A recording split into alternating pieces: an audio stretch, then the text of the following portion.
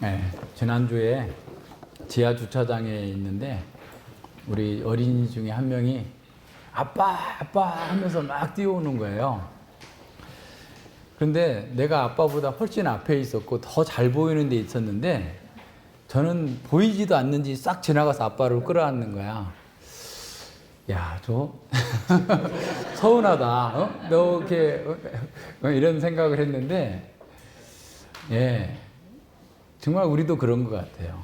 그러니까 성경을 볼 때도 그렇고 어떤 사물을 볼 때도 내가 보고 싶은 것만 딱 보이는 거예요. 왜냐하면 우리 아이가 지하주차장으로 달려온 건 아빠를 보러 온 거지 나를 보러 온 게 아니었잖아. 그러니까 보고 싶은 아빠만 보인 거예요. 앞에 제가 있어도. 그죠? 예. 성경을 볼 때도 그런 것 같아요. 우리가 보고 싶은 것만 눈에 크게 들어오는 거예요. 그리고 우리가 보고 싶지 않은 거, 생각하고 싶지 않은 거는 이렇게 잘 안 보이거나 눈에 띄지 않게 되는 것 같습니다. 설교자인 저로서도 말씀을 잘 누가 받는지 안 받는지가 보이거든요. 그러면 100명이 앉아 있어도 그 사람만 크게 보여요. 막 그분이 만큼 가운데에 있는 것처럼 느껴질 정도로 그렇게 보입니다. 우리의 한계이기도 하죠. 그런데 우리가 하나님의 말씀을 이렇게 깨닫기 위한 전제 조건이 있는데 뭐냐면, 이렇게 뭐 공부를 뭐 잘해야 된다, 원어를 잘해야 된다, 뭐 이렇게 여러 가지 번역본을 봐야 된다, 뭐 수많은 이런저런 얘기들 할 수 있지만, 성경을 깨닫기 위한 가장 기본적인 전제 조건은 뭐냐면 자기가 죄인이라는 사실을 전제하고 봐야 돼요. 그러니까 자기가 죄인이라는 사실을 이렇게 전제하고 보지 않으면 한 반 이상은 그냥 스킵합니다. 안 보입니다. 그러니까 제가 어느 날 그랬어요. 청년 때 이제 예수님을 믿고 나서, 지금도 아주 집에도 아직도 있어요. 막 손바닥만한 성경을 이렇게 가지고 다니면서 막 읽었어요. 전철에 타고 다닐 때나 버스를 타고 다닐 때나 기회만 되면 수모에다 넣어갖고 다니기 좋잖아요. 그러니까 그걸 가지고 막 해서 어떤 분은 그렇게 글씨가 작아서 보이냐고 할 정도로 그렇게 작은 걸 열심히 봤는데, 나중에 이제 저의 죄를 깨닫고 보니까 그전에는 왜 이렇게 안 보였지? 내가 죄인이라는 사실이 안 보였던 거예요. 그래서 이제 그다음부터 성경을 읽으면서 막 그 죄인이라고 깨달아지는 부분에 대해서 막 형광펜을 막 치다 보니까 대부분이 다 형광펜으로 가는 그럴 정도로 우리 죄를 깨닫고 나니까 성경이 보이는 거예요. 그러니까 인간이 죄인이라는 사실을 전제하지 않으면 사실은 기독교는 필요가 없는 종교예요. 그냥 자기 나름 열심히 노력해서 인본주의적인 어떤 구원의 노력들을 해 나가는데 열심히 하면 그만이지, 예수님이 필요가 없으니까 기독교가 필요 없는 거죠. 죄인이라는 것을 보지 못하게 되면 그렇게 되는 겁니다. 그래서 사람들은 자신들이 이렇게 많이 이렇게 습득한 것들, 이제 간혹 이제 저 같은 경우는 신학교에 보면 교수들이나 또 학자들, 이제 지금은 그렇게 자주 만날 일이 별로 없지만 이렇게 보면 자기의 성취를 굉장히 이렇게 자랑하시는 분들이 많아요. 그러니까 뭐 자기의 학위라든가 이런 것들을 이렇게 자랑하시는 분들이 많은데, 정말 그가 가지고 있는 그 지식을 진정으로 깨달았다면 좀 부끄러워야 될 부분이 아닐까라는 생각을 해보게 돼요. 물론 그분들의 그런 것들이 우리에게 좋은 도움은 줄 수는 있을지 모르겠는데, 자기의 영적인 그 실상이 발견되지 않은 채 교리적인 어떤 지식을 많이 쌓고 특별한 어떤 명성을 얻었다 할지라도 그것은 무화과 나무 잎이 되어 버리는 거예요. 무슨 말인지 아시겠죠? 자기 수치를 가리는 또 다른 방편이 되는 거예요. 그러니까 세상의 일반적인 학위뿐만 아니라 신학 박사 학위도 자기의 수치를 가리고 하나님이 아닌 자기 방식의 구원의 노력의 일환으로서 그와 같은 지식이 사용될 수도 있다라고 하는 것을 생각해 봐야 됩니다. 왜냐하면 그 마음이 안 바뀌기 때문에 그래요. 하나님을 경외하는 사람으로, 주님을 기뻐하는 사람으로 그 마음의 상태가 바뀌지 않기 때문에 그거를 이렇게 자랑 삼아서 허세를 나타내면서 자기의 그런 부분들을 가리고자 하는 그런 심리가 생겨나는 거죠. C.S. 루이스는 이렇게 말합니다. 우리가 방심했을 때 행동을 이렇게 보면 상대가 어떤 사람인지를 정확하게 알 수 있다는 거예요. 지하실에 쥐가 있을 경우에 불시에 쳐들어가면 쥐를 볼 수 있는 그 가능성이 크다는 거죠. 그런데 갑자기 문을 연다고 해서 없던 쥐가 생겨나는 건 아니라는 거예요. 그러니까 무슨 말이냐면 원래부터 있었으니까 문을 여니까 쥐가 도망가려고 쥐구멍을 찾아서 간다는 거죠. 마찬가지로 누군가가 갑자기 도발을 했다고 해서 내가 성질 부리는 사람이 되는 게 아니다는 거죠. 내가 평소에 성질 부리는 사람인데 그것 때문에 그것이 발각이 됐을 뿐이다라는 겁니다. 그러니까 이런 면에서 우리가 우리 자신을 볼 때도 그런 부분들이 굉장히 많이 나타나게 돼요. 바울은 로마서 1장 18절 이하에서 인간이 벌이고 있는 수많은 죄악들에 대해서 어떻게 보면 막 어마어마한 게 나열을 쭉 했어요. 그래서 이 사람들은 정말 경건치 않음과 우상숭배와 불의에 가득 찼는데 그 목록이 막 어마어마하게 많게 다 됐다. 근데 그 하나님의 진노와 버려두심의 결과다라고 선언을 해놓고 이제 2장에 와서는 바울에게 동의하는 사람들에 대해서 문제 제기가 들어가요. 놀라운 일입니다. 그러니까 이제 어떻게 보면 1장 18절 이하 그 31절 2절까지 주어졌던 그런 죄는 어떤 육신의 정욕과 안목의 정욕이었다고 한다면 지금 2장 1절부터 지금 16절 2장 끝까지 17절까지 쭉 연결되고 있는 것은 뭐냐면 이생의 자랑과 관련된 거예요. 자기 의를 나타내면서 하나님의 의와 복음에 복종치 않는 사람들에 대한 그 문제를 드러내고 있는 거죠. 그래서 바울이 앞서 말한 그런 수많은 죄악들에 대해서 그런 사람들은 하나님의 진노 아래 있고 그래서 영원히 사망을 당할 거다라고 했을 때 그 사람들은 도덕적인 사람들, 유대인들은 맞다. 그런 사람들은 당연히 심판받아야 맞아. 라고 긍정하는 그런 사람들을 향해서 이 지금 문제들을 연결시켜서 가는 거예요. 그래서 2장 1절을 보면 그러므로 남을 판단하는 사람아 물은 누구든지 내가 핑계치 못할 것은 남을 판단하는 그것으로 내가 너를 정죄함이니 판단하는 내가 같은 일을 행함이니라 그랬어요.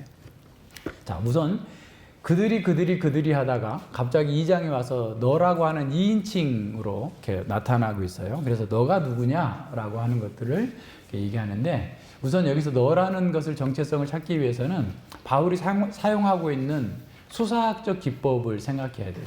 그게 뭐냐면 헬라 철학자들이 그 자기 제자들에게 가르칠 때 썼던 방법인데 디아트리베라는 거예요. 디아트리베라는 어떤 거냐면 어떤 가상의 사람을 이렇게 두어요. 그리고 그 가상의 사람과 내가 계속 논쟁을 하는 것을 통해서 그걸 듣고 있는 학생들에게 좀 더 이해가 쉽게 되도록 만들어주는, 도와주는 그런 겁니다. 그래서 이제 이 바울은 지금 대놓고 이렇게 예수님께서 그 바리새인들을 가르칠 때나 바리새인들하고 직접 부딪히지 않기 위해서 다른 방식으로 이렇게 비유로서 말씀을 하시면서 비유가 다 끝나고 나면 그 우리도 포함됩니까? 라고 하는 방식으로 예수님께서 많이 가르치셨잖아요. 근데 이제 바울은 어떻게 보면 헬라 철학의 어떤 수사학의 대가였기 때문에 오히려 그런 방식도 있지만 또 그들에게 맞는 로마의 지식인들, 또 일반적인 지식인들, 또한 유대인들 이런 사람들과의 그동안의 복음을 전하면서 부딪히면서 해왔던 수많은 논쟁들을 가상의 어떤 사람을 세워놓고 그 사람하고 계속 얘기함으로써 그걸 듣는 사람으로 하여금 지금 자기의 잘못을 깨닫고 만드는 방식이고 또 다른 사람들에게 복음을 이해할 수 있는 더 효과적인 방법으로 사용하고 있어요. 그래서 로마서에서는 이 디아트리베의 방법으로 그걸 사용하고 있어요. 그래서 이건 굉장히 그래서 사람아 너는 누구냐라고 이 묘사할 때 가상의 인물이라고 생각하면 돼요. 근데 가상의 인물이라고 그래서 그러면 전혀 없는 사람을 만들어낸 게 아니고 바울이 그동안에 계속해서 복음을 전해오면서 부딪혀왔던 수많은 사람들 예를 들어서 스토아 철학자들이라든가 또 그 유대주의자들, 그 강성인 이런 사람들과 그동안에 계속 만나면서 그들과 변론하면서 말씀을 전했었던 것을 염두에 두면서 한 거예요. 그래서 가상의 인물이라고 할지라도 이게 전혀 그냥 아무것도 없는 상태에서 주어진 것이 아니라 이미 그동안에 복음을 전하면서 만났던 수많은 사람들의 그러니까 염두에 두고 여전히 그런 가운데 빠져 있는 사람을 하나 세워놓고 그 얘기하고 있어요. 그래서 우리가 1장 18절부터 3장 20절까지는 인간이 죄로 인해 죽어 있는 실상을 보여주고 있어요. 그래서 그 문맥 속에서 지금 여기 상태는 어떤 사람들이냐? 자기 의에 빠져서 복음을 받아들이지 않는 사람들을 얘기하는 거예요.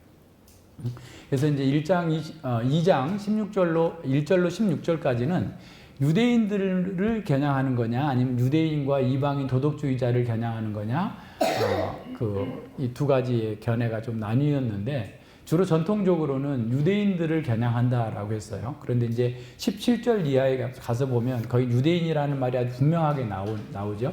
근데 이제 1절부터 16절까지는 유대인이라는 말은 나오지는 않지만 유대인일 가능성은 커 보이나 그렇다고 해도 어떻게 보면 그 요새 현대 학자들은 헬라의 어떤 도덕주의자들, 스토아주의적인 철학자들을 포함한다라고 보는 것으로 조금 더 확대됐습니다. 그렇게 본다 해서 문제되지는 않아요. 그래서 저는 후자를 봅니다. 예를 들어서 A와 B 중에서 A를 선택하고 B를 선택했을 때 큰 어떤 해석 관점이 달라지는가라면 우리가 꼭 선택을 해야 되겠지만 그러지 않고 왜냐하면 얼마든지 헬라의 도덕주의자들도 우리가 지난 시간에 봤던 것처럼 동성애에 대해서도 비판적으로 보고 다양하게 자기들 나름의 어떤 선한 길을 찾고자 했던 그런 일들이 있었기 때문에 또 충분히 바울의 복음 전도를 통해서 그런 사람들을 경험했고 또 우리도 그렇게 만나고 있기 때문에 둘 다를 보는 것이 좀 더 낫다라고 봅니다. 그래서 그렇게 보면서 이 본문을 이렇게 보게 되면 또 분명하게 드러납니다. 그래서 이제 로마 교회의 회중 중에 너가 아니라 가상의 인물이다라는 것을 늘 기억하고 그 문제를 통해서 더 질문과 답변을 통해서 계속해서 좀 더 분명하게 알도록 그렇게 하려고 하는 거예요. 그래서 이제 그 3장 1절에서도 뭐 이제 2장을 다 듣고 나서 또 어떤 사람이 질문하는 거죠. 그러면 유대인이 나오면 뭐고 할례는 이게 뭐냐? 이것도 이제 가상의 어떤 사람 디아트리베죠.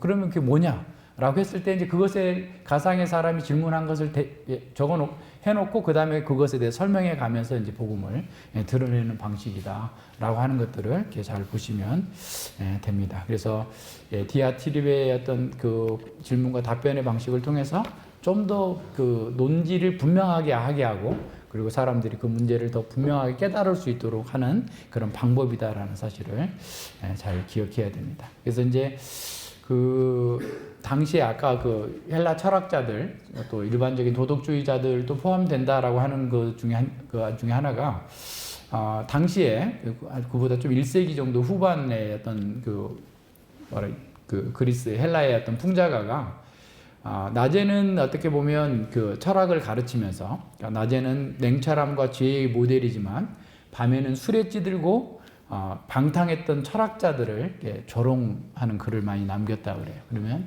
그런 과정들이 충분히 가능했을 거라고 생각이 되고 그렇게 보는 것이 더 낫다라는 거죠.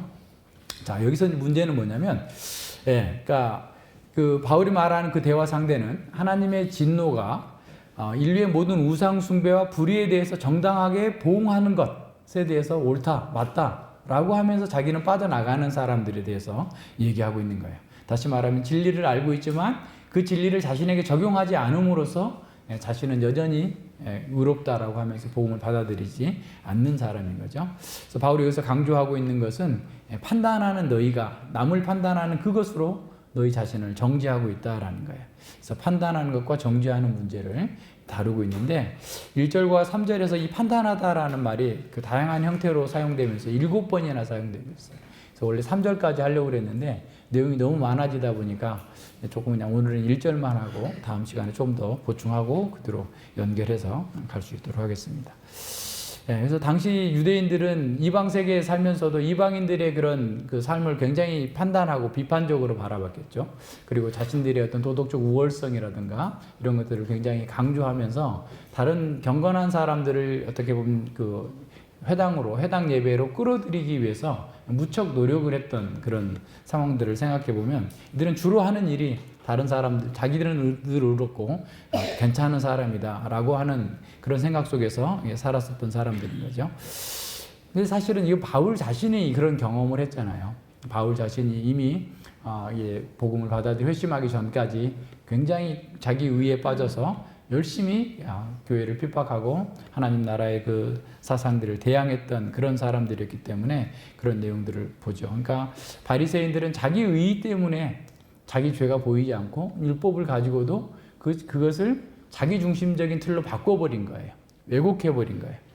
그래서 예수님께서 그 소경을 고치고 난 후에 계속해서 그 소경을 이렇게 통해서 하나님의 예수님을 죄인이라고 몰아갔던 그 바리새인들에게 얘기하시면서 정말 너희들은 보는 자는 보지 못하고 본다고 하는 사람들은 볼 수 없게 될 것이다라고 말씀하신 그런 것들을 보면서도 바리새인들이 계속해서 예수님의 가르침을 들을 때마다 우리까지 죄인이란 말이냐라는 방식으로 계속 저항을 해왔던 것들을 기억합니다.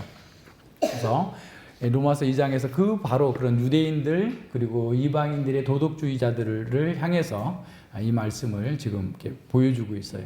그래서 계속해서 이걸 나타내 보이는데 제일 중요한 것은 여기서 우리가 생각해야 될 건 뭐냐면 요점은 뭐냐면 죄의 교활함입니다.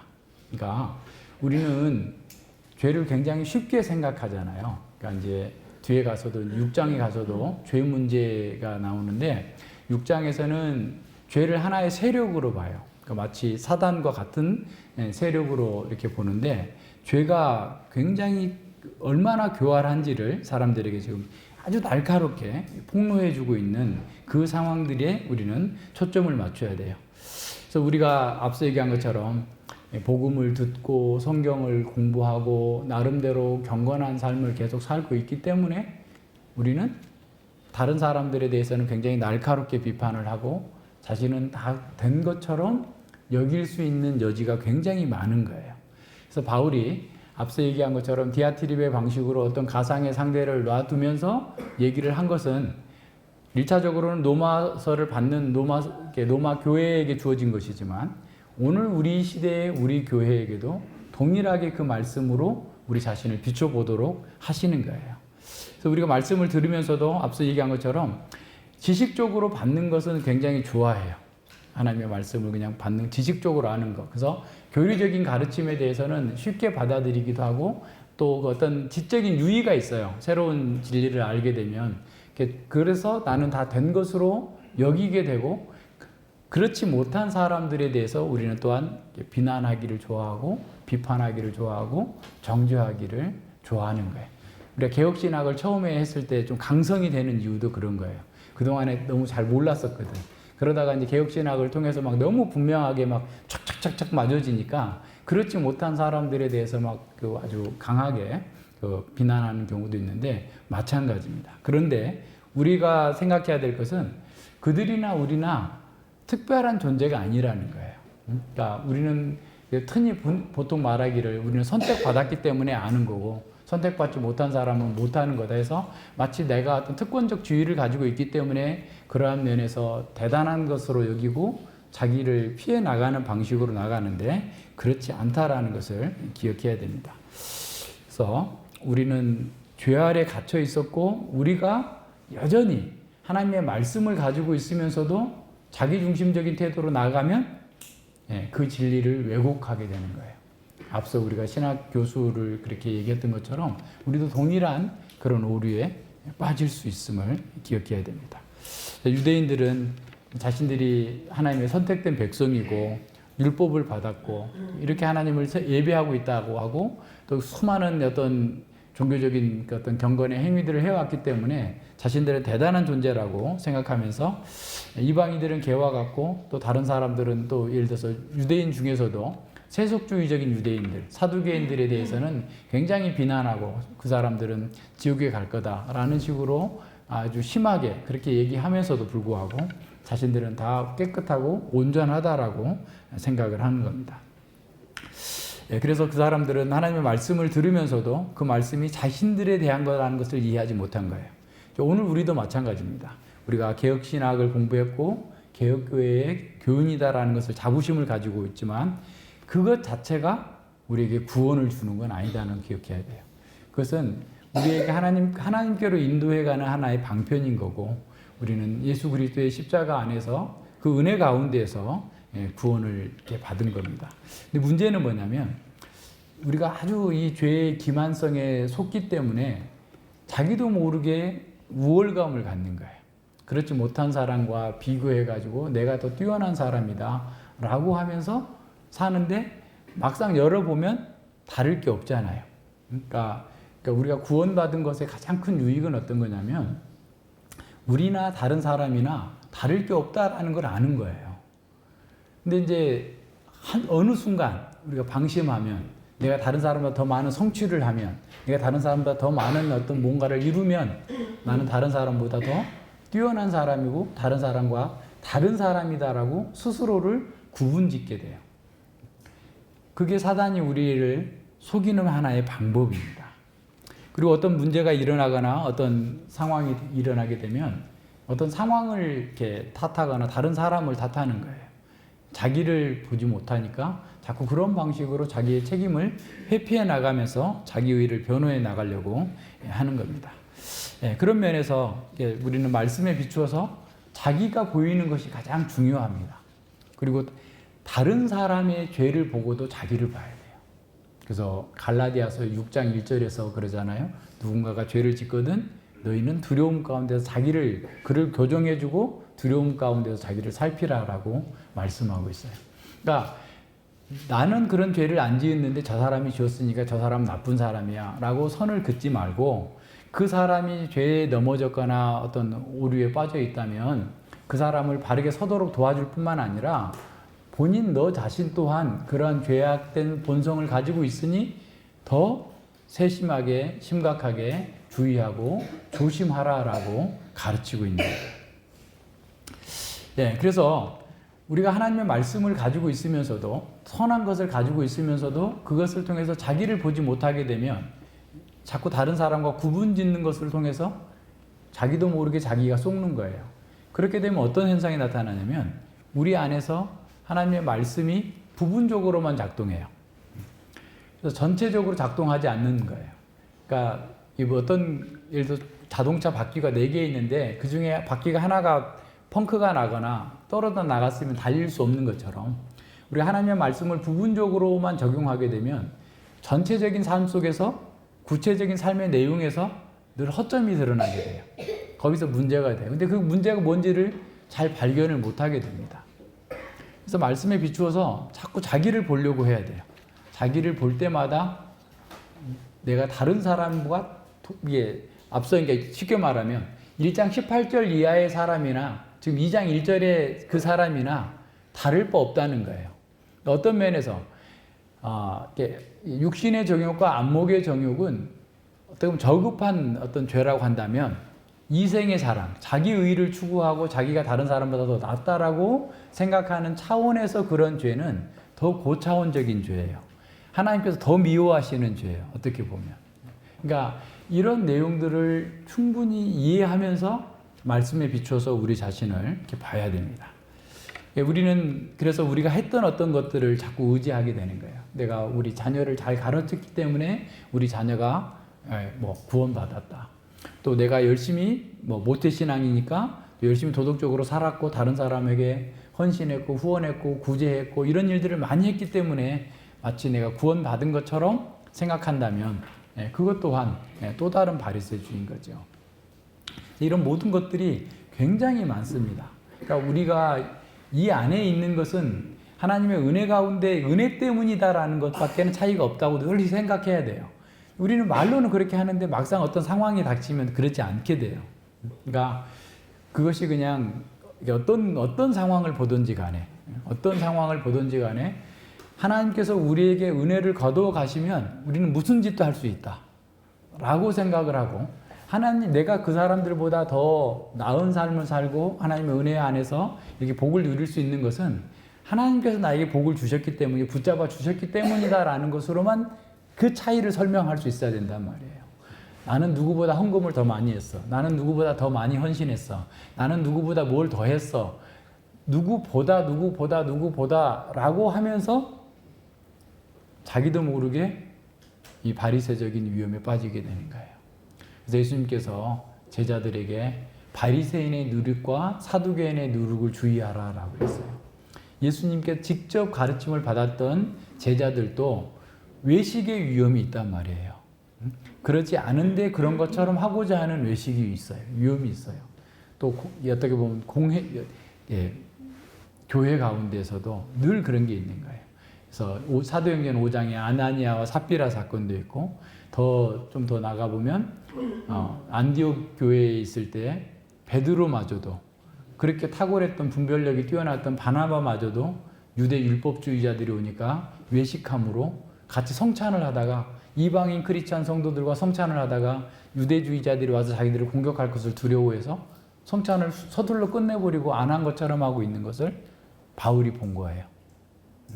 그러니까 그 정도로 이게 위험한 겁니다. 그래서 우리는 다른 어떤 것을 이렇게 자꾸 기준으로 보려고 하거나 사람의 어떤 것을 이렇게 기준으로 보려고 하면 이런 오류에 빠지기가 너무 쉬워요.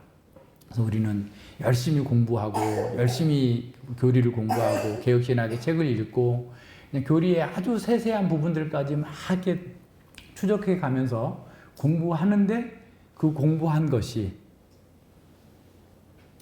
주님의 영광으로 나아가지 않고 자기 영광으로 나가게 되면 거기서 넘어지는 거예요. 동일한 오류에 빠지게 돼요.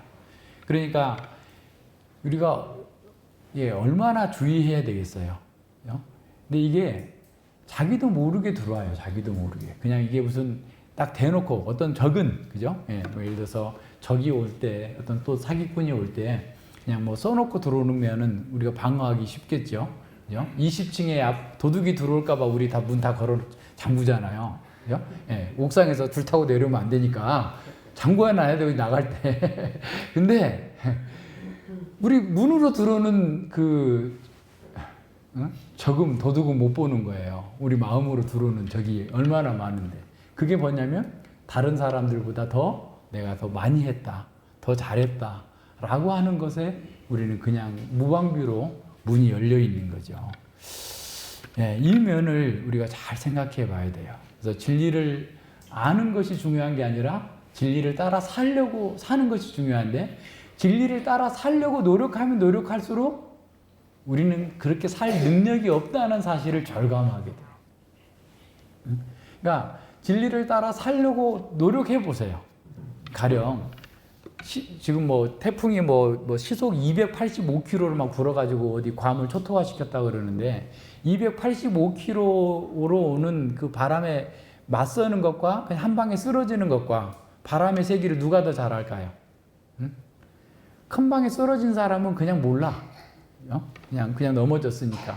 근데 계속 맞서서 그걸 뚫고 걸어가는 사람은 진짜 바람의 세기를 아는 거예요. 얼마나 힘든지를 아는 거예요. 죄와 맞서 싸워보는 사람이 죄가 얼마나 강력하고 끈질기고 정말 평생에 우리를 넘어지게 하는 강적이다라는 사실을 알게 되는 거예요. 그래서 너희가 죄와 더불어 싸우기는 싸우는데 피 흘리기까지 싸우지 않고 있다. 때가 되면 자꾸 타협하는구나. 때가 되면 자꾸 넘어져 버리는구나. 그러지 말고 끝까지 싸워 나가야 된다. 라고 히브리서 저자는 우리에게 가르치고 있는 겁니다. 그래서 가장 우리가 중요해야 될 건 뭐냐면 하나님을 아는 지식으로 내가 낮아지고 겸손해지고 하나님의 은혜의 영광을 찬양하는 것이 아니라 나를 높이는 거예요. 자기를 자랑하는 거예요. 이것이 지금 바울이 얘기하고 있는 그 남을 판단하는 그 판단으로 자기를 정죄한다라는 거예요. 그러니까 말씀을 많이 알면 알수록 우리가 그 말씀에 따라서 살아야 될 의무는 많아지는데 그 의무는 다 내려놓고 그냥 자기가 안 것을 가지고 자기를 높이는 방식으로 나아가게 하는 것이 죄가 교활한. 그러니까 그 죄의 교활함을 우리가 알아야만 그 죄에게 넘어지지 않을 수 있어요. 항상 그래서 자기 부정이 기본으로 깔려 있어야 돼요. 그래서 우리는 말씀을 통해서 우리의 죄가 보인다 하는 것은 우리가 복이 있다는 증거예요. 어떤 면에서. 그러니까 그 복을 이렇게 누리려면 어떻게 해야 되냐면 자기의 죄를 보면서 하나님 은혜에 더 가까이 나가고 하나님의 은혜의 영광을 찬양하는 방식으로 가는 겁니다. 근데 그게 이제 하나님의 말씀을 공부할 때도 기본적으로는 그냥 주해만 하면은 이렇게 쉽잖아요. 그냥 지식으로서만, 지적인 만족으로만 넘어가니까. 근데 적용을 하다 보면 좀 거슬리는 게 많죠. 어렵죠. 적용하지 않고 그냥 가는데 오늘날 설교자들도 적용하지 않고 그냥 주해하는 식으로 이렇게 성경을 가르치고 설교를 하시는 분들이 많은데 또 그렇게 해야만 사람들이 자기를 겨냥하는 것이 아니라고 생각해서 쉽게 그냥 이렇게 받고 넘어가요. 근데 그렇게 해서는 결코 변화가 안 됩니다. 예수님의 설교, 바울의 설교, 또 그 다른 로이존스 목사님이나 이런 김홍준 목사님도 굉장히 적용을 강조하셨어요. 근데 김홍준 목사님 제자들도, 로이존스 목사님의 제자들도 적용을 하지 않는 것이 마치 그분들의 뜻인 것처럼 잘못 이해하고 있는데 그렇지 않아요. 적용을 하지 않으면 의미가 없죠. 그러니까 예를 들어서 판사가 법을 열심히 공부했어요. 공부했는데 어떤 사건이 들어왔는데 그 사건에 대해서 그 법의 근거에서 판결할 수 없다면 공부한 게 무슨 의미가 있어요. 그죠?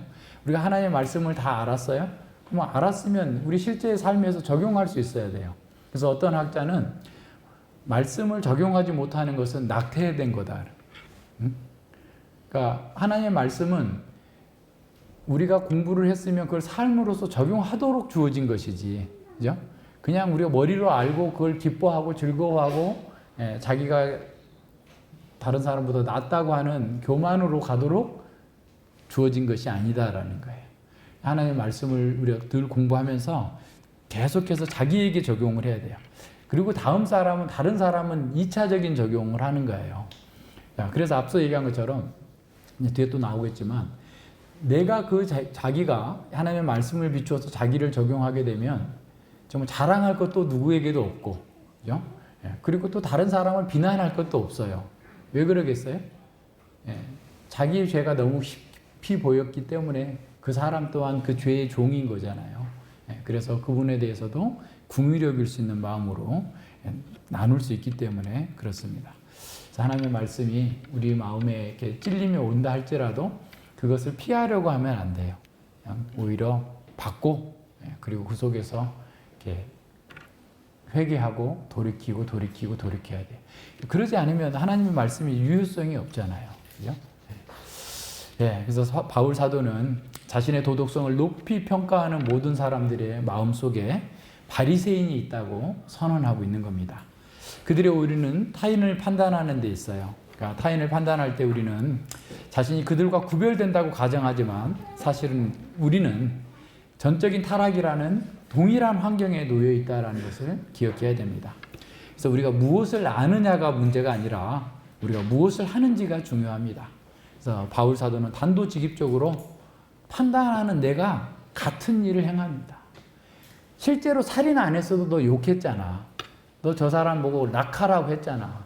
너 실제로 음행하지 않았어도 너가 음욕을 품었잖아. 동일한 죄란 말이에요. 응? 같은 죄, 똑같은 일을 향한다라는 거예요. 그러니까 겉으로 드러나기로는 안 했을 수 있어요.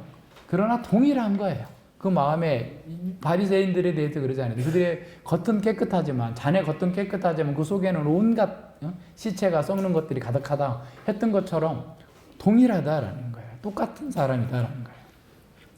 자, 이런 식의 말은 스스로 착한 사람이라고 생각하는 사람들에게 분노를 유발할 수 있는 거죠. 그래서 그런 디아트르 방식으로 얘기한 겁니다. 예수님을 대적했던 바리새인들처럼 그들도 자기는 겉으로는 드러나는 경벌받을 만한 그런 죄를 짓지 않았다고 주장합니다. 물론 그들은 그런 일을 실제로 하지는 않았어요. 그들은 악을 칭찬하는 것이 악을 행하는 것만큼이나 나쁜 것이다라는 것을 동의합니다. 32절의 말씀을 가지고 그래서 그 반대의 논리도 틀림없이 사실이라고 그들은 주장하는 거죠. 어떻게? 악을 정죄하는 것은 악을 행하지 않는 것만큼 선한 일이고 악을 정죄할 때 우리는 악의 결과를 피할 수 있다. 악에 들어가지 않을 수 있다라고 하면서 자기는 그래서 의인이다. 그래서 나는 너보다 낫다라고 여기지만 이런 논리는 궤번에 사려움을 거는 것 같이 쉽게 무너질 수밖에 없습니다. 가장 세심하고 가장 신중한 도덕군자라 할지라도 29, 31절에 나와 있는 그 죄 하나라도 피할 수 없어요. 다 그 속에 들어가 있고 빠져나올 수 없다라는 사실을 기억해야 됩니다. 죄로 인해 죽어 있는 사람들은 노아 시대의 사람들이 보여주는 것처럼 어려서부터 그 마음이 계획하는 바가 또 행하는 바가 항상 악할 뿐이다라는 사실을 기억해야 됩니다. 우리가 그런 거예요. 그것을 보지 못하기 때문에 자신들은 대단히 선한 사람이라고 착각하고 있는 거죠. 참된 실제와 자신이 인식하는 것의 차이는 사실 죄로 인해서 찾아온 하나님의 진노의 결과입니다.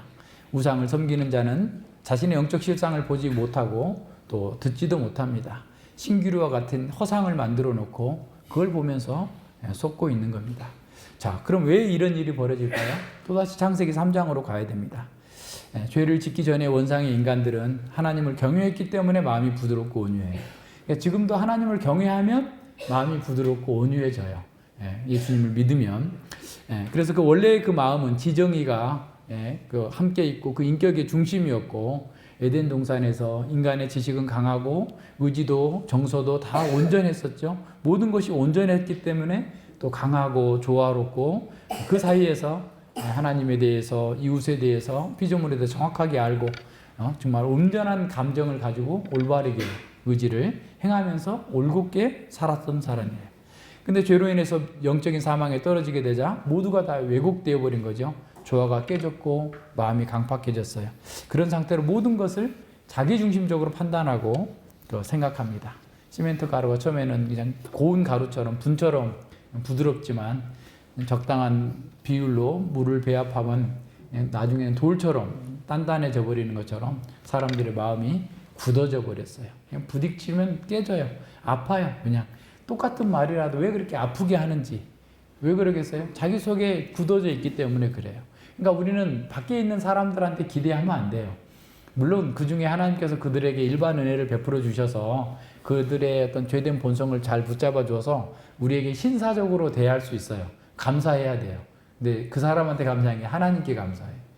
그 사람이 나에게 더 세게 말할 수도 있고 더 강팍하게 나를 공격해 올 수도 있었는데 하나님께서 나를 위해서 저를 붙잡아 주고 계시구나 라고 생각하면서 하나님께 감사하고 하나님의 일반 은혜 때문에 감사하면서 하나님께서 그런 사람들에게도 은혜를 베푸시니 우리도 또한 그 하나님의 성품을 따라서 그들에게 대응해야 됩니다. 그래서 기대하면 안 됩니다.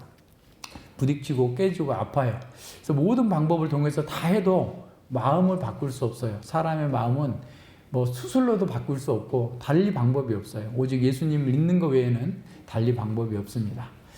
그래서 하나님과 교제가 단절되어 버린 인간, 그 인간은 그 본성 자체가 전적으로 부패되어 버렸어요. 지혜와 총명이 사라지고 무지와 무능해졌고 저주받은 환경에서 피땀 흘려 수고해야만 겨우 먹고 살 수 있어요. 설상가상으로 사단의 노예가 되었고 자유의지를 상실했고 그런 상태에서 선악 판단의 기준을 자신으로 삼은 거예요. 자기가 진리가 돼버린 거예요. 자기가 좋아하는 것은 선이고 싫어하는 것은 악이라고 규정해버립니다. 모든 것의 기준이 자신이 되었기 때문에 경건도 자신의 이익이 되느냐 안 되느냐로 바꿔버리는 거예요. 이게 중요합니다. 그러니까 왜 사람들이 그럴까? 왜 하나님의 말씀을 듣고 배우고 신학자가 됐고 이렇게 오랫동안 교회 생활하면서도 불구하고 저게 안 바뀌나? 문제는 뭐예요? 자기중심적인 태도가 여전히 남아있기 때문에 그런 거예요. 그러니까 하나님의 말씀도 자기가 판단해. 내가 들어보니 여호와 증인 이단 아니더만. 지가 기준이에요. 내가 들어보니 내가 만나봤더니 그 사람 나쁜 사람이더니. 그러니까 어떤 객관적인 진리가 있는 게 아니라 자기가 기준인 거예요. 자기가 들어보고 그래서 자기가 어떤 청년들 만나보면 개혁교회 말고 다른 모든 걸 다 경험해 보고 싶대. 다 경험해 보고 그리고 내가 맞는지 안 맞는지를 판단하고 다시 이 교회로 돌아올 수도 있다 라고 얘기하는 거예요. 자기 기준인 거죠. 그러니까 다 모든 것들이 그런 거예요. 그러니까 그런 것도 마찬가지예요. 그러니까 성경을 공부해도 자기한테 맞는 것만 받아들여요. 자기 기준에 맞다 싶으면 받아들이고 안 맞는 건 다 내보내버리는 거예요. 자아가 우상의 자리가 됐고 하나님의 자리를 차지하고 있기 때문에 그래요. 그래서 매사에 자기가 하나님인 것처럼 자기 기준으로 판단하고 행동하고 있는 겁니다. 예, 사람들이 성경을 읽고 공부할 때도 의식하지 못해요. 예, 처음에는 못합니다. 의식하지 못해도 자기 기준으로 판단하게 돼요. 그러니까 이제 우리가 조금 더 신앙이 성장하게 됐다라는 것은 어떤 방식으로 보냐면, 제가 전에도 여러 번 얘기한 것 같은데, A와 B를 선택해야 될 경우에 A가 나에게 좋은 거고 B가 나에게 손해가 되는 거다. 그러면 B가 하나님의 뜻일 수 있다.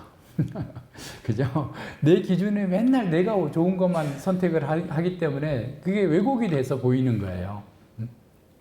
그러니까 동일한 것들을 바라볼 때도 자꾸 봐요. 그러니까 다시 말하면 성경을 읽고 공부할 때, 아, 내가 지금 자기 편으로 이걸 보는구나 라는 것이 의식할 수 있을 정도 되면 그 사람은 상당히 성숙한 사람이에요. 그러니까 그렇게까지 우리가 이렇게 자라가야 되는 건데, 자기가 보고 싶은 것, 자기 본성에 맞는 것은 진리라고 생각하고 무엇보다 빨리 받아들이고 사람을 높여주고 인간의 자율성과 교만을 부추기는 그런 교사들에게 또 사람들은 이렇게 가는 거죠. 근데 자기 본성에 맞지 않는 내용들을 진리가 아닌 것처럼 하거나 또는 그걸 무시하거나 아예 성경에 없는 것처럼 여기려고 합니다. 그래서 죄를 지적하고 자기를 부인하라라고 하는 그런 말씀들은 그냥 없는 것처럼 여기는 거예요. 그러나 참된 교사는 자기 십자가를 지고 예수 그리스도를 따라야 한다라고 가르치기 때문에 본성적으로 싫어하는 반응을 나타내 보입니다. 물론 특별한 일이 없을 때는 뭐 잘 따르는 것처럼 보여도 적용의 칼날이 자기에게 깊이 들어온다고 생각하면 막 안색부터 바뀌어요. 그러니까 우리 본성적으로 싫어하는 거예요. 근데 사실 그 본성을 내려놔야 하나님의 복을 누릴 수 있거든요. 하나님의 이 복음을 받아들일 수 있는데, 본성의 그 것들에 그냥 충실하려고 하면 그냥 뭐 인본주의 종교가 되는 거예요. 그러니까 크리스찬 휴머니즘이 돼버리는 거죠. 사람의 힘으로 사람을 즐겁게 하는 그런 방식으로 나갑니다. 그러니까 설교자들을 그냥 두렵게 하고 어렵게 해가지고 그냥 자기들이 원하는 말을 하게 만드는 거예요. 미가서에서 나오고 여러 선지서들이 계속 나오는 것처럼 그와 같은 방식으로 갑니다.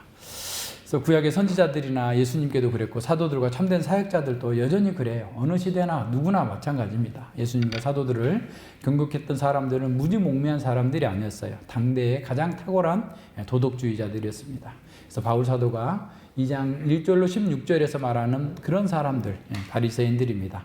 그들은 육체의 정욕이나 안목의 정욕을 따라서 살지 않았을 수 있습니다. 그러나 그들은 평균 이상의 도덕성 그리고 교양을 가졌고 자기 의를 추구하고 세상을 자랑하고 영광을 추구하는 그런 사람들입니다. 그런 사람들은 악을 행하는 자들이 정죄받아 마땅하다라고 판단하면서 자신의 도덕적 의로움을 자랑하는 그런 사람들입니다. 하지만 예수님은 그들이 더 큰 죄에 빠진 자들이라고 선언하십니다. 그래서 그 마태복음 23장은 7개의 화를 선포하는데 전부 다 바리새인들에게 하는 말이에요. 가장 도덕적인 사람에게 예수님께서는 지옥 갈지어다라고, 그것도 완전히 지옥 갈 거다. 화 있을진저 화 있을진저를 7번 반복해요. 완전수예요.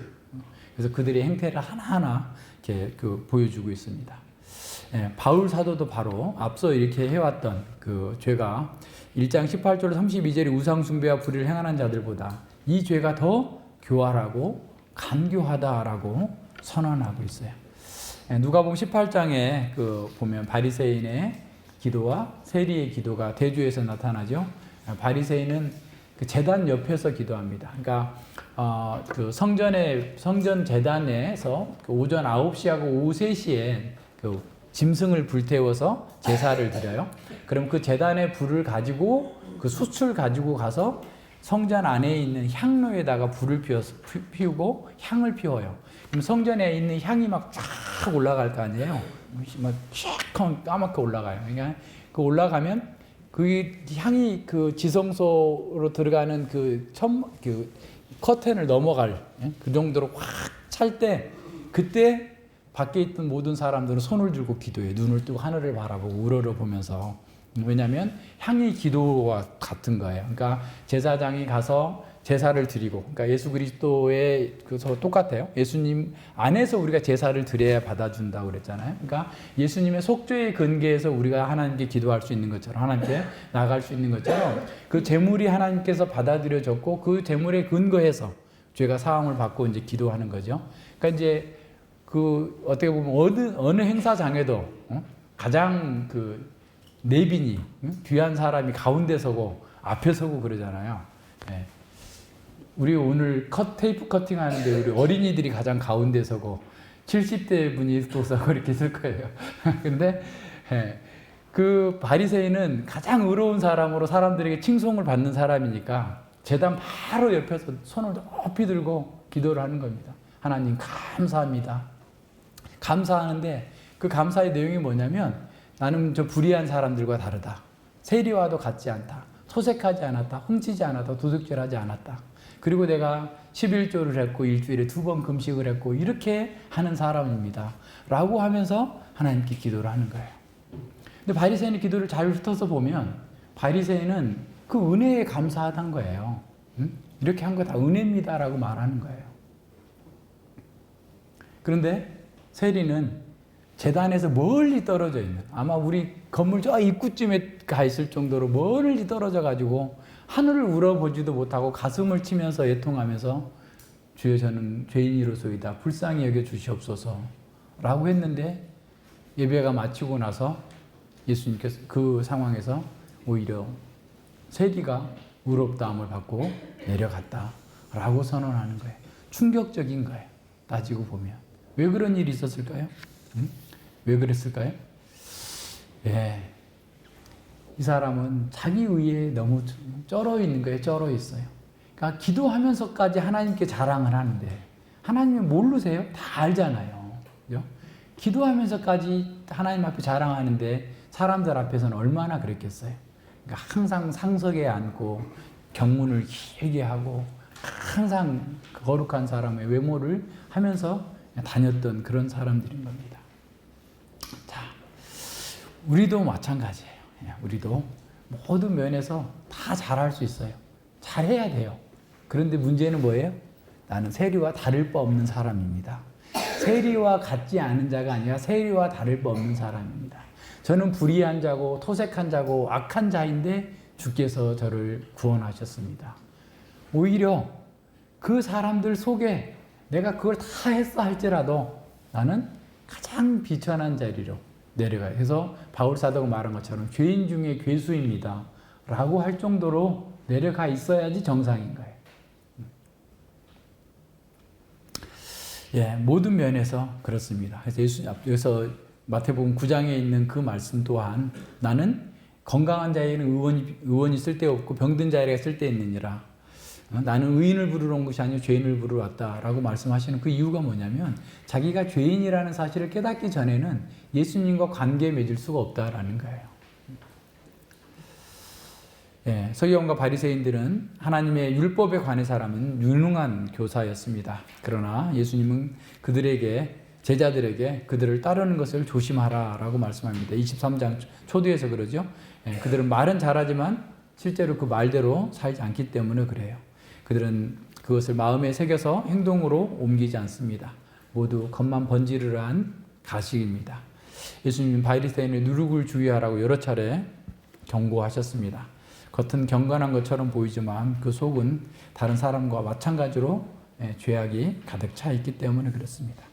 바리새인들은 율법을 613개 조항으로 나누고 또 거기다가 이렇게 세 가지고 뭐 하라는 것 248개 하지 말라는 것 365개 이렇게 따로 나누고 그것을 또 장로들이 해석한 뭐 할라카 이런 유전들을 갖다 붙여놓고 계속해서 이것저것을 하면 안 되고 하면 되고 해야 되고 막 계속 이런 것들을 규정해놨죠. 그래서 그것들까지 다 하나하나 지켜야만 기계적으로 지켜야만 된다라는 방식으로 해놨어요. 네, 그런 것들까지 다 불문율법이다 해서 모세에게 주신 거다라고 하면서 사람들에게 수많은 짐을 지어놨습니다. 그래서 사람들 그걸 다 외워야 됐어요. 그래서 안식일에 걸어갈 수 있는 거리 어디까지? 그래서 뭐 900m, 1km 넘으면 안 돼. 안식일을 범한 거예요. 그러니까 안식일에 갈 수 있는 거리가 정해놓고 안식일에 뭘 할 수 있고 뭐 할 수 없고 계속 세세하게 이렇게 만들어 놓고 살기 때문에 더 고통스러울 수밖에 없었던 거죠.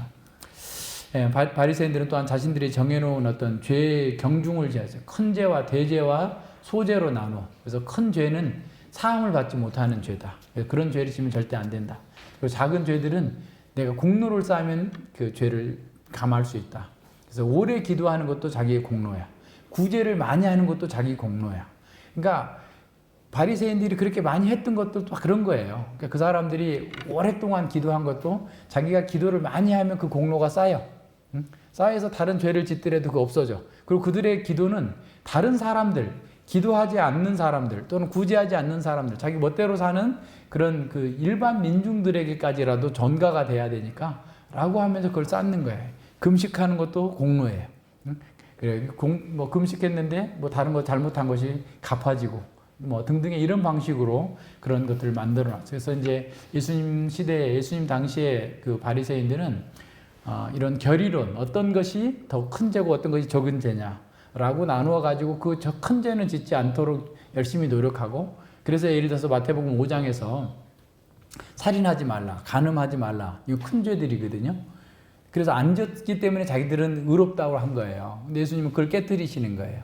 너희가 형제에게 락하, 미련한 놈이라고 욕만 해도, 화 한 번만 냈어도 살인한 것과 똑같다. 그들이 말하고 있는 그 죄, 중죄, 뭐 이런 거 다 내려놓도록 만들어내는 겁니다. 그리고 그들이 뭔가를 함으로써 이루었다고 하는 것들을 다 깨뜨리시면서 나간 거예요. 근데 오늘날도 그와 같은 방식의 일들이 굉장히 많이 있음을 보게 됩니다. 이런 것들도 교회가 많은 규칙을 만들어 놓고 그 규칙을 세밀하게 하면서 의도는 좋아요. 더 바르게 살아야 된다 라고 하는 것을 해놓고 정해놓고 사람들을 갖다가 이렇게 하게 되면 굉장히 부자연스럽고 잘못된 방식으로 가요. 그래서 어떤 교회는 TV 보면 안 된다. 물론 그냥 우리는 보지 말라고는 하지만, 그죠? 절대로 보면 안 된다. 이렇게 하면 식당에 가서 TV 보다가 이럴 거 아니에요. 그죠? 또 뭐 하면 안 된다. 안 된다는 게 되게 많아요. 그래서 사람들이 너무 거기 부자연스러운 거죠. 그렇게 한다고 해서 안 봐요? 그런다고 해서 우리 마음에 있는 죄가 없어져요? 그렇게 되는 게 아니잖아요. 그러니까 우리도 마찬가지예요. 그러니까 자연스럽고 자유롭고 거룩하게 사는 것은 우리 안에 있는 죄를 다스리면서 그렇게 나가야 되는 거죠. 하나님의 말씀의 의미를 잘 따라보면서 이렇게 가야 됩니다. 모든 면에서 바리새인들은, 그러니까 자기들은 그냥 늘 윗자리에 앉았고 더 많은 존경을 받아야 되고 랍비라, 아버지라 칭함을 받기를 원하고, 이런 상태로 사람들 앞에서 존귀하다라고 여김을 받고자 했지만, 실제로 그 사람들의, 자신들이 돌보고 있는 그런 그 사람들은 전혀 이해하지 못하고 그들을 돕지 않는 이런 모습들을 보여줍니다.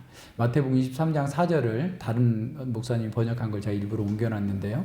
그들은, 바리새인들은 너희가 그 짐을 지고 비틀거리는 모습을 보면 즐거워하는 것 같고 손가락 하나라도 까딱하여 도와줄 생각도 하지 않는다라는 거예요. 그러니까 이런 방식의 자기 의에 빠진 사람들은 늘 이런 겁니다. 그러니까 하나님의 말씀을 더 많이 알았으면 더 많이 섬기라고 준 거예요. 그러니까 돈이 많으면 더 많이 섬기라고 주신 거예요. 그러니까 우리가 건강하면 더 많이 섬기라고 주신 거예요. 그러니까 모든 면에서 하나님께서 우리에게 주신 것은 하나님의 나라와 하나님의 영광과 하나님의 사람들을 섬기도록 주신 거예요. 그걸 이렇게 해야 되는데 오히려 그걸 가지고 자기의 어떤 힘을 사용하고 다른 사람을 이용하려고 하는 사람들은 지금 여기서 말하고 있는 바리새주의의 오류에 빠져 있음을 봐야 됩니다. 그들은 하나님 율법을 가르쳤지만 그 마음에서 하나님보다 자기를 더 사랑했습니다. 하나님을 사랑하지 않는 사람은 이웃을 사랑할 수 없습니다. 오히려 이웃을 자기를 위한 수단 정도로 생각하게 돼요. 그들은 사람들을 규제와 통제의 대상으로 여기고 자기 방식을 기계적으로 강요하면서 그것에 미치지 못하는 사람들을 정죄하고 판단합니다. 사람들이 겪는 아픔과 연약한 상황을 전혀 고려하지 않는 거예요. 그러니까 굉장히 중요합니다. 우리는 어떤 것을 하더라도 하나님의 말씀도 보면 항상 그 상황에 굉장히 민감해요. 그러니까 율법은 굉장히 원칙적이잖아요. 그런데 그 상황에 굉장히 민감합니다. 예를 들어서 1월 14일에, 정월 14일에 민수기에서 보잖아요. 정월 14일에 6월절을 지켜야 돼요. 그런데 어떤 사유가 있어서 여행을 갔다 오거나 어떤 그 사이에 부정한 일을 겪어가지고 유월절에 참여할 수 없었어요. 그러면 2월 14일에 정하게 돼요. 히스기야 개혁 때, 개혁을 했을 때 많은 사람들이 막 북이스라엘 쪽에서도 이렇게 그 유월절을 지키려고 내려왔는데 제사장이 부족해요. 그래서 어떻게 하죠? 레위인들이 하는 거예요. 제사장이 할 일을. 그리고 그 중에 또 어떤 사람은 무지해가지고 잘 몰라가지고 잘못되게 그걸 먹었어요. 그것도 하나님께서 용서를 해줘요. 그러니까 고의로서 어떤 문제를 일으키는 것이 아니라면 하나님께서는 그 상황들을 굉장히 예민하게 보시면서 그걸 넘겨주세요. 교회에서도 마찬가지예요. 교회에서도 어떤 일을 추진할 때에도 뭔가 원칙을 정했다 할지라도 각각의 상황은 다 다를 수 있잖아요. 그래서 그 성도들의 상황에 민감하게 반응을 해야 돼요. 어떤 일을 위해서 막 밀어붙이게 되면 분명히 거기서 문제가 생겨요. 하나님의 방법은 그런 방법이 아니에요. 예수님은 그런 방법이 아니에요. 그러니까 사람을 존중히 여기지 않는 방식의 어떤 일을 하는 것은 오히려 옳지 않아요. 그래서 항상 우리 그 생각해야 됩니다. 왜 이런 방식이 왜 나오냐를 한번 생각해 보자는 거예요. 다른 사람을 강요하고 다른 사람들의 이런 연약함과 아픔의 상황을 고려하지 않는 이유가 뭐냐면 바리새주의 때문에 그런 거예요. 자기를 그 지식을 가지고 자기가 가지고 있는 어떤 지위를 가지고 자기를 높이고 있기 때문에 그런 거예요. 그래서 우리는 그 상황을 고려하면서 예수님께서 목자 없는 사람들을, 방황하는 사람들을 불쌍히 여기신 것처럼 수고하고 무거운 짐을 지고 있는 사람들을 바라볼 때 긍휼한 마음으로 바라볼 수 있고 또 이렇게 도와줘야 돼요. 그래서 자기 기준으로 다른 사람을 판단하는 사람들은 아주 냉혹한 권위주의자들이고 율법주의자들입니다. 이런 사람들은 다른 사람들을 다 자기의 아래로 보고 자기가 뭔가를 가르치는 대로만 하라고 이렇게 얘기해요. 그래서 이런 부분들도 잘 생각하고 우리가 바뀌어야 됩니다. 자기보다 못한 사람이 만약에 어떤 그 자기보다 위에 있다면 그 권위를 인정하지 않으려고 하고, 누군가가 자기를 추종하고 따르는 것에 대해서는 굉장히 이렇게 좋아하지만 그 사람의 어떤 상대의 아픔과 고민에 대해서는 관심을 두지 않는 사람들도 많아요. 그래서 사람들에게 전문가라고 하는 칭찬을 듣기를 바라고 좋은 설교자라는 얘기를 듣기를 바라지만 그 사람들의 상황과 또 아픔에 대한 무감각한 경우도 많이 있음을 봅니다. 그래서 율법은 원칙을 분명하게 선언하지만 그 사람들의 처한 상황에 민감하다라는 사실을 기억해야 됩니다. 그래서 바른 교사, 바른 성도, 또 이렇게 직분자들은 사람들의 형편과 상황을 잘 이렇게 살펴야 돼요. 그래서 거기에 맞게 적용할 수 있어야 됩니다. 그러면 우리가 자기중심적인 이런 경변에서 벗어날 수 있는 최선의 길은 뭐냐면 앞서 본 것처럼 하나님 앞에서 자신의 실상을, 영적인 실상을 깨닫는 겁니다. 이제 이따 오후에 보겠지만 시편 90편 8편에 보면 주께서 우리의 죄악을 주의 앞에 놓으시며, 우리는 주님은 다 보고 계시는 거예요. 또 우리의 은밀한 죄를 주의 얼굴빛 가운데 두셨으니, 주님의 얼굴빛이라고 하는 강력한 서치라이트를 그냥 우리한테 확 쏘아 우리 마음에 비추어 가지고 우리도 모르게 감춰져 있었던 그 죄를 들추어내시는 거예요. 폭로하시는 거예요. 그래서 참된 실상을 발견한, 자기의 실상을 발견한 사람은 자신 또한 주님의 진노 아래 있었음을 알기 때문에 다른 사람들의 영적인 상태와 죄를 볼 때 그들을 정죄하기보다는, 판단하기보다는 오히려 연민의 마음을 갖게 되는 거예요. 그래서 교회는 세상을 향해서 빛을 비추기 전에 먼저 자기 안에 빛을 가져야 됩니다. 말씀을 전하는 사람은 자기 안에 있는 죄와 타락의 깊이를 아는 사람이어야 됩니다. 자기를 발견하지 않는 사람 특징은 말씀을 자기에게 먼저 적용하지 않는다는 거예요. 진리를 가지고 사람들을 판단하고 비판하는 것에 먼저 사용합니다. 이것이 죄의 교활함입니다. 많은 사람들이 열정을 가지고 교회를 위해서 봉사하지만 자기가 발견되지 않았기 때문에 다른 사람들에게 무자비하게 대하고 정죄하면서 교회에 해를 끼치는 경우도 있어요. 이런 일이 교회 사회에는 너무 많고 지금도 있고 오늘 우리에게도 큰 경고가 됩니다. 그래서 바리새인들의 누룩이 제자들에게 큰 위험이었던 것처럼 우리도 마찬가지예요. 그래서 하나님의 은혜로 우리는 죄인 중에 괴수다라고 고백해야 됩니다. 우리가 실로 죄를 짓지 않았던 것은 내가 잘나서 내가 경건해서가 아니라 하나님의 은혜 때문이다라고 고백해야 됩니다. 예, 우리는 세상과 다른 사람들의 죄를 바라보면서 자신을 돌아보고 우리도 시험 받을까 두려워해야 돼요. 그래서 서로 마음을 같이하여 높은 데 마음을 두지 말고 도리어 낮은 데 처하며 스스로 지혜 있는 채 말라 그랬어요. 마음을 높은 데 두는 것 자체가 죄로 빠져드는 고속도로입니다. 낮은 데 처해서 겸손한 자가 될수록 우리는 영적으로 더 안전해요. 그러니까 낮은 데 있는 것이 더 편하다. 그래서 예수님께서도 상석에 앉지 말라라고 늘 가르치셨잖아요. 우리도 마찬가지예요. 우리가 누구보다 위에 쓰려고 하면 그냥 자기도 모르게 이 바리새주의에 넘어지게 됩니다. 그래서 오늘 가장 중요한 것은 우리 안에 우리는 다른 사람들보다 다른 교회보다 열심히 있고 성경 공부 많이 하고 다른 사람이 모르는 걸 많이 알고 많이 배웠어요. 그런데 그것이 아는 것이 중요한 게 아니라 순종하는 것이 중요하고 그리고 다른 사람들을 긍휼히 여기는 게 중요하고 나도 다른 사람과 동일한 죄인이다라고 여기고 하나님께 감사하는 것이 중요하다. 그러지 않으면 지금 우리는 이와 같은 평가를 듣게 될 거예요. 같이 기도하겠습니다. 하나님 아버지 감사드립니다. 우리가 마치 뭐라도 되는 것처럼 자기도 모르게 이 죄의 간교함에 속아서 자신을 높이고 다른 사람을 정죄하는 이 죄된 습성이 우리가 죽는 날까지 우리를 떠나지 않고 붙어 있다는 사실을 알게 되었습니다. 참으로 심히 두려움 가운데에서 각성하여서 참으로 이 죄와 더불어서 싸우기를 날마다 매일 끊임없이 피 흘리기까지 할 수 있도록 인도하여 주시고 주님의 은혜 가운데에서 우리가 마음이 완전히 녹아져서 참으로 그 어떤 것도 자신의 것으로 내세울 것이 없다는 사실을 주님 앞에 고백하며 살아갈 수 있도록 이끌어 주시옵소서. 우리가 배운 말씀으로 우리 자신을 높인다면 얼마나 어리석은 것인지를 다시 한번 생각합니다. 참으로 우리 속에 있는 것은 선한 것이 아무것도 없다는 사실을 기억하고 오직 하나님의 은혜만이 우리 가운데에서 왕노릇하고 주님 은혜 안에서 날마다 더 겸손해지고 주님의 영광을 드러내고 주의 뜻을 이루는 거룩하고 충성되고 순종하는 종이 되어줄 수 있도록 이끌어 주시옵소서. 감사드리며 예수님 이름으로 기도드립니다. 아멘.